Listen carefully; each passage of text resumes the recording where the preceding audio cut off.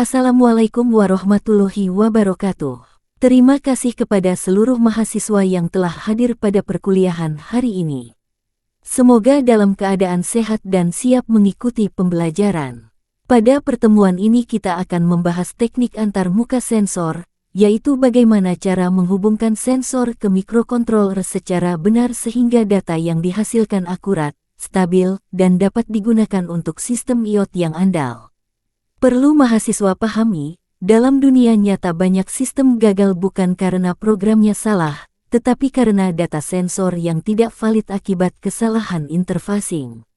Interfacing bukan sekadar menghubungkan kabel, tetapi mencakup kesesuaian tegangan, kestabilan sinyal, keakuratan data. Mahasiswa harus mulai berpikir sebagai engineer, bukan hanya pengguna Arduino.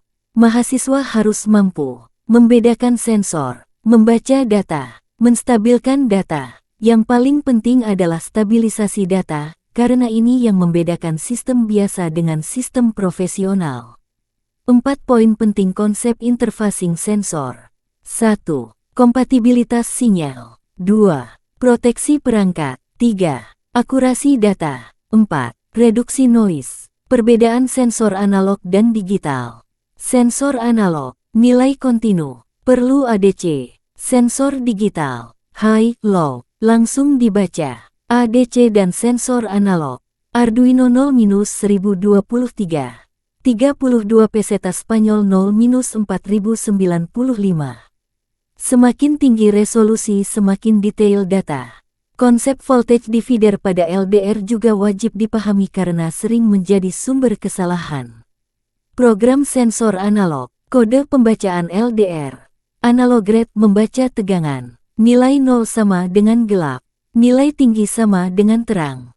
Sensor digital. Digital rate hanya membaca 0, 1. Permasalahan sensor. Pada halaman ini dijelaskan masalah umum. Sebagai dosen, tekankan. Masalah bukan untuk dihindari, tetapi untuk dianalisis. Masalah utama, noise, fluktuasi, kesalahan wiring, stabilisasi data. Kita memerlukan teknik filtering. Moving average sama dengan metode paling sederhana dan efektif. Mahasiswa harus memahami bahwa data mentah data siap pakai. Praktikum. Tujuan praktikum. Membaca sensor analog, membaca sensor digital, membandingkan stabilitas data. Target utama, memahami perbedaan sebelum dan sesudah filtering.